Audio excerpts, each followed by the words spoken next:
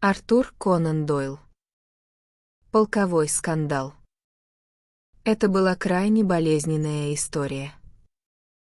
Не думаю, что кто-то из нас ее забыл или вообще когда-нибудь сможет забыть. Мораль в 3-м карабинерском полку была столь же вольной, сколь строгой была в нем дисциплина. И если офицер держался в седле, уверенно да был предан военной службе, он мог устраивать свою личную жизнь так, как ему вздумается. И все же существовал предел даже тому, на что мог закрыть глаза такой отъявленный старый кавалерист, как наш полковник. И этот предел был перейден в то самое мгновение, когда возникла хоть малейшая тень подозрения в нечестной игре за картежным столом. Возьмите хотя бы нашу офицерскую столовую.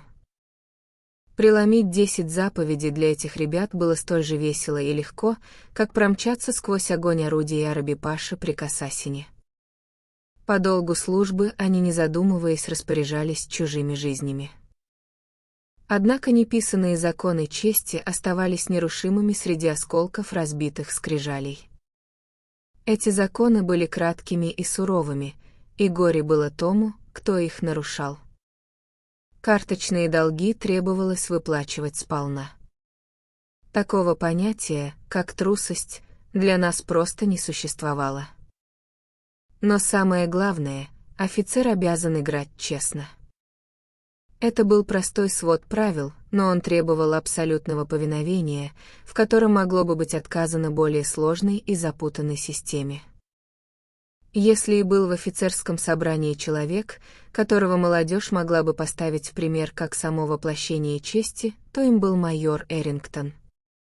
Он был старше командира полка и, успев дважды послужить добровольным военным корреспондентом и 1 раз военным атташе, успел побывать под огнем винтовок Бердана и Манлихера.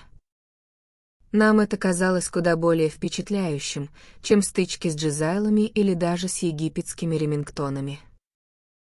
Мы все прошли через Египет и Судан, но когда майор начинал свой скромный послеобеденный рассказ словами «Помню, когда Гурка переходил через Балканы». Или «Я ехал рядом со штабом Красного Принца ровно за 2 дня до сражения при Гравелоте, нам становилось стыдно за наши скромные стычки с пуштунами и афганцами».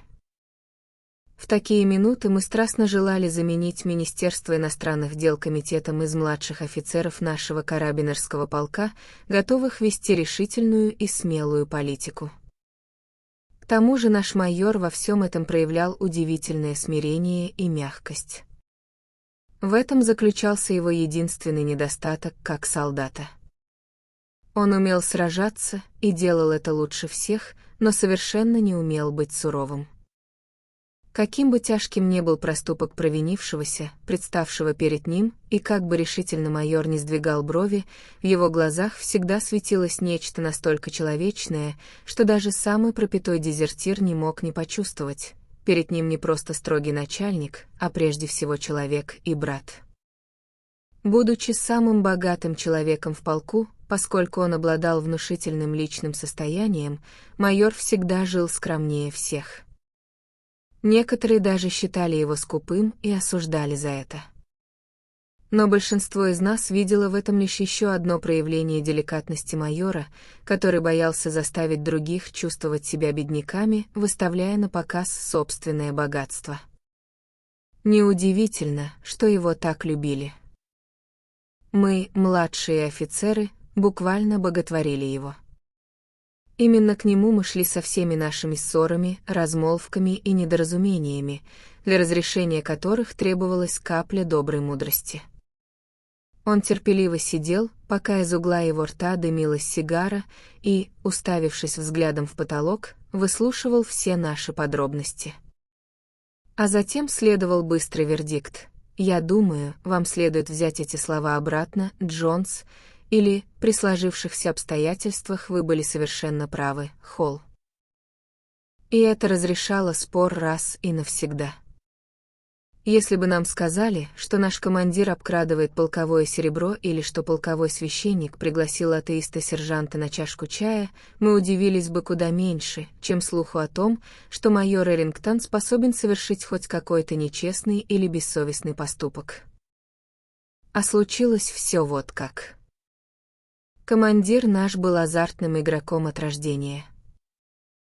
Лошади, карты, кости, ему было все равно. Он готов был ставить «за» или «против», давать фору или принимать ее, лишь бы делать ставки. Все это было еще терпимо, пока он ограничивался игрой в вист по шиллингу за очко или делал небольшие ставки на полковой кубок. Но когда он увлекся акциями американских железных дорог и вложил все свои сбережения в 7% облигации, продававшиеся по 62% от номинала, он ввязался в игру, где все шансы принадлежат банку, а крупье сидит где-то в районе Уолл-стрит. Старику бесполезно было доказывать, что на этом фоне даже казино в Монте-Карло выглядит надежным семейным предприятием. Он упорно держался за свое, пока не разразилась неизбежная катастрофа. Железнодорожную линию с потрохами раздавил крупный капиталист, пожелавший ее выкупить, и наш командир оказался на самом краю банкротства, не ведая от недели к неделе, как скоро ему придется подать в отставку. Он ничего не говорил, ибо был горд, как Люцифер, но по утрам его глаза выглядели воспаленными, а мундир сидел на нем уже не так плотно, как прежде. Разумеется, нам было очень жаль бедного старого командира, но еще больше мы сочувствовали его дочери Вайолет. Мы все были влюблены в Вайолет Ловилл, и ее горе омрачило весь полк. Она вовсе не была ослепительной красавицей, но от нее веяло такой свежестью, живостью и задором, словно от английской весны. Она была настолько милой, доброй и отзывчивой, что казалась для каждого из нас идеалом женщины. Вайолет была из тех девушек, узнав которых ближе, уже никогда не задумываешься, красивы они или нет. Ты просто знаешь, что находиться рядом с ними — великое счастье, видеть их счастливые лица, слышать их голоса и чувствовать, как сама жизнь становится суетер и прекраснее от одного их присутствия. Именно так мы все и относились к Вайолет, от старого майора до только что поступившего на службу младшего лейтенанта, у которого на туалетном столике еще блестел новенький футляр для бритвы. И когда это светлое личико омрачилось тенью отцовских неприятностей, нахмурились и мы, а офицерское собрание карабинеров погрузилось в такое уныние, из которого его не могло вывести даже клубное шампанское «Дёйц и Гельдерман», урожая 1881 года. Майор был сражен сильнее всех. Мне кажется, он принял все происходящее ближе к сердцу, чем сам полковник, хотя эти проклятые облигации были куплены вопреки его решительным советам. Он был давним другом командира и знал, что позор банкротства станет для старика смертельным ударом. Но еще больше он любил дочь командира. Никто из нас так и не узнал, насколько сильно, ведь он был человеком застенчивым и молчаливым и по своей английской привычке прятал чувства так, словно они были постыдными пороками. И все же, несмотря на всю его скрытность, нам удавалось заглянуть в его сердце, хотя бы потому, как лучились его серые глаза, когда он смотрел на нее. И мы знали, что он невероятно привязан к нашей Вайолет. После обеда командир обычно уходил к себе в комнату, и каждый желающий мог проследовать за ним. Майор Эрингтон ходил туда всегда, и они часами играли в карте, пока остальные рассаживались за вист или просто курили и наблюдали за игрой. А посмотреть действительно было на что. Командир отменно играл в карте, и оба выкладывались по полной, тем более что ставки стали делать высокие. Разумеется, командир, банкрот он или нет, всегда был готов поставить на кон все, что у него оставалось в кармане, на один лишь поворот карты. А вот в Эрингтоне появилось нечто совершенно новое. Ведь было время, когда он вообще отказывался играть на деньги. Теперь же он с готовностью принимал любой вызов и, казалось, даже подбивал соперника поднять ставки еще выше. При этом он играл с видом человека, крайне обеспокоенного исходом игры, слишком обеспокоенного для человека хорошего тона, учитывая, какие деньги лежали на столе. Он нервничал, был сам на себя не похож и не раз совершенно бездарно путал карты. Но удача была неизменно на его стороне, и он выигрывал. Нам было тяжело смотреть, как старик, и без того потерпевший крах, проигрывает столь необходимые ему деньги самому богатому человеку в полку. Но майор все же оставался самой сутью чести, и если он так поступал, значит, за этим краилась какая-то веская причина. Однако среди наших младших офицеров найдется один, кто сильно в этом сомневался. Второй лейтенант Питеркин был молод, мал ростом и только недавно поступил на службу, но при этом обладал острым, как бритва, умом и проницательностью 50-летнего скакового дельца, запертыми в теле мальчишки. Он сам принимал ставки уже в 9 лет, в 10, выиграл скачки в качестве жокея, а в 13 уже владел собственной беговой лошадью. Так что к моменту появления в нашем полку он был самым бывалым, хитрым и знающим делягой среди всех нас. Но при этом он обладал храбростью и веселым нравом, так что мы отлично с ним ладили, ровно до того дня, пока он не произнес вслух первое подозрение против майора. Дело было однажды утром в бильярдной. Нас там собралось 6, и все младшие офицеры, за исключением Остена, который был младшим капитаном. Остин и Питеркин гоняли шары, а остальные помогали им, усевшись на борты возле луз. Внезапно Остин со стуком бросил кий в угол. «Ты проклятый маленький лжец, Питеркин», — заметил он. Это было интересно, поскольку мы не слышали начала разговора. Мы слезли со своих насестов и уставились на них. Питеркин взял мел и спокойно натер наклейку кия. «Вы пожалеете, что сказали это, капитан Остин», — проговорил он. «Неужели?» «Да, и вы еще извинитесь передо мной». «А, вот как». «Все, о чем я прошу, это чтобы вы сами проверили это дело сегодня вечером, а завтра в этот же час мы снова соберемся здесь, и вы дадите знать этим господам, что вы думаете теперь. Их это совершенно не касается. Простите меня, капитан Остин, это касается их в высшей степени. Несколько мгновений назад вы употребили по отношению ко мне выражение «в их присутствии», и вы должны взять его обратно тоже в их присутствии. Я расскажу им, в чем дело, и тогда. Не слова. Гневно крикнул Остин. Не смейте повторять подобную клевету. Как вам угодно, но в таком случае вы должны согласиться на мои условия. Что ж, я согласен. Я понаблюдаю сегодня вечером и встречусь с вами здесь завтра. Но предупреждаю вас, молодой Питеркин, когда я разоблачу эту вашу выдумку, в полку вам станет слишком жарко. Он вспыльчиво выбежал из комнаты, а Питеркин лишь ухмыльнулся про себя и принялся отрабатывать удар по шару, уклоняясь от наших вопросов о том, что произошло. На следующий день мы все пришли на назначенную встречу. Питеркину нечего было сказать, но в его маленьких острых глазах светился огонек, особенно когда вошел Остин с крайне упавшим видом. «Что ж», — произнес он, — «если бы я не видел этого своими собственными глазами, я бы никогда не поверил, никогда. Питеркин, я беру назад то, что сказал вчера. Вы были правы». Боже правый, подумать только, что офицер нашего полка мог пасть так низко. «Это скверное дело», — сказал Питеркин. Я заметила это совершенно случайно. И очень хорошо, что заметили. Мы должны уличить его публично. Если дело касается чести кого-то из членов нашего офицерского собрания, нам обязательно стоит узнать мнение майора Эрингтона, вмешался Хартридж.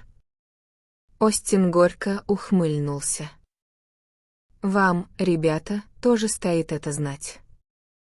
Нет смысла напускать туман. Майор Эрингтон, как вы знаете, играет с командиром в карте на крупные ставки. 2 вечера подряд, сначала Питеркин, а затем и я, наблюдали, как он прячет карты и таким образом усиливает свою руку после сдачи. Да, вы можете говорить что угодно, но я уверяю вас, что видел это своими собственными глазами. Вы же знаете, насколько наш командир близорук. Эрингтон делал это самым наглым образом, когда думал, что никто не смотрит. Я скажу об этом командиру. Я считаю это своим долгом. Вам лучше всем прийти сегодня вечером, предложил Питеркин. Но не сидите близко к столу и не делайте вид, будто наблюдаете. 6 свидетелей уж точно хватит, чтобы все уладить. Да хоть 60, я все равно не поверю, отрезал Хартридж. Остин пожал плечами. Что ж, вам придется поверить собственным глазам. Конечно, это неловкое положение для нескольких младших офицеров выдвигать столь серьезное обвинение против старшего майора с 20-летним стажем службы. Но командира нужно предупредить, а он пусть предпринимает такие шаги, какие сочтет нужными. Это продолжалось слишком долго, и сегодняшний вечер должен положить этому конец раз и навсегда. И вот в тот вечер мы все собрались в комнате полковника, когда выдвинули карточный стол и 2 старших офицеров уселись за свой обычные карты. Остальные расположились у камина, не сводя глаз с игроков. Лицо полковника было тона на 2 краснее обычного, а его жесткие волосы стояли торчком, как всегда, когда он был сердит. Остин тоже выглядел взволнованным. Было очевидно, что он уже обо всем доложил командиру и что тот принял эти известия без особой радости. «Поскольку играем?» — спросил майор. «По фунту за партию, как и прежде». «По фунту за взятку, если хотите», — предложил майор. «Что ж, хорошо. По фунту за взятку». Командир надел пенсне и бросил пристальный, вопрошающий взгляд на своего соперника. Майор перетасовал карту и пододвинул колоду для сдачи. Первые 3 партии прошли довольно ровно. Майору приходили карты получше, но командир играл куда более искусно. Наступила 4-я партия, и очередь сдачи снова дошла до майора. Положив колоду на стол, он расставил локти так, чтобы заслонить от меня свои руки. Остин толканул соседа локтем, и мы все вытянули шеи. Рука быстро мелькнула над колодой, и Питеркин ухмыльнулся. Командир пошел с валета, а майор взял его дамой.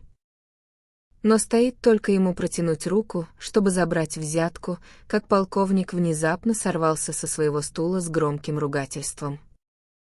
«Поднимите рукав, сэр!» — закричал он. «Клянусь Богом, у вас под ним карта». Майор тоже вскочил, и его стул с грохотом повалился навзничь на пол. Мы все мгновенно поднялись на ноги, но ни один из них не обратил на нас ни малейшего внимания. Полковник наклонился вперед, уперев свой толстый красный палец в карту, лежавшую рубашкой вверх прямо на столе. Майор стоял совершенно хладнокровно, лишь слегка побледнев сильнее обычного.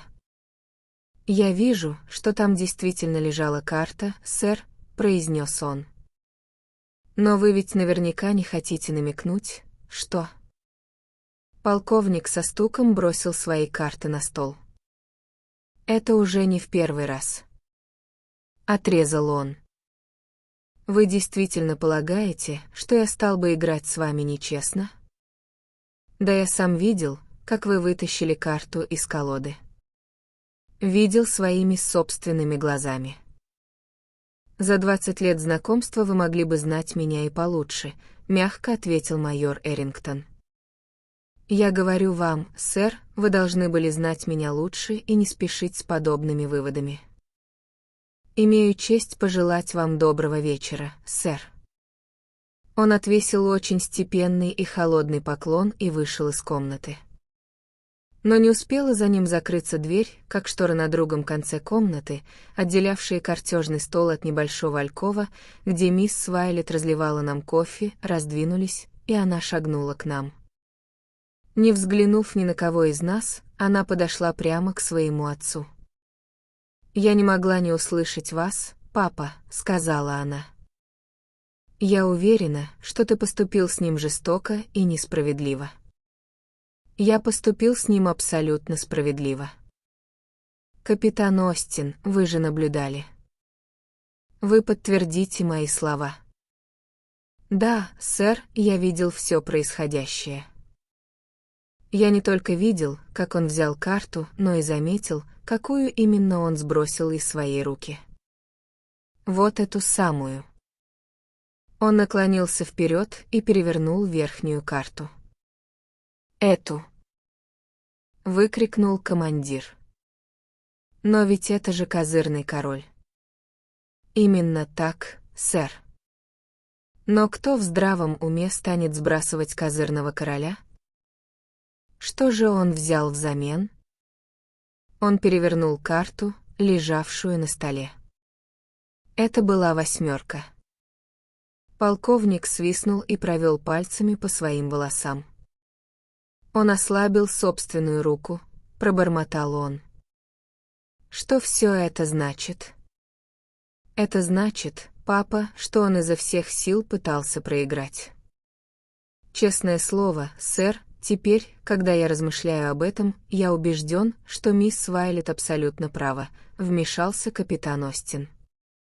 Это объясняет и то, почему он предлагал высокие ставки, и почему играл так из рук вон плохо, и почему, получая на руки настолько хорошие карты, что не выиграть было просто невозможно, он счел возможным избавиться от одной из них. По какой-то причине он из кожи вон лез, лишь бы сдать партию. «О Господи!» — застонал полковник. «И что же мне теперь сказать, чтобы все исправить?» И он поспешил к двери. Вот так наш маленький полковой скандал в карабинерском полку пришел к благополучному и честному финалу, ибо все подтвердилось именно так, как мы и предполагали. С самого момента финансовых неудач полковника единственной мыслью его старого товарища было оказать ему помощь. Но понимая, что сделать это напрямую совершенно невозможно, он попытался передать деньги за картежным столом. Когда же его усилия раз за разом рушились из-за невероятного везения и отличных карт на руках, он нарушил наше обычное спокойствие своими неуклюжими попытками ослабить собственную игру. Впрочем, акции американских железных дорог к настоящему времени поднялись уже до 87% благодаря своевременной кончине американского миллионера, так что полковник больше не нуждается ни в чьей помощи. Майор вскоре простил ему эту ошибку и какое-то время надеялся, что Вайлет станет залогом их примирения, а уже этой свадьбе радовался бы весь полк без исключения. Но она нарушила гармонию вещей, выйдя замуж за молодого офицера штабного корпуса из Мадраса, приехавшего домой в отпуск. Так что наш старший майор по-прежнему остается холостяком и, судя по всему, останется им навсегда.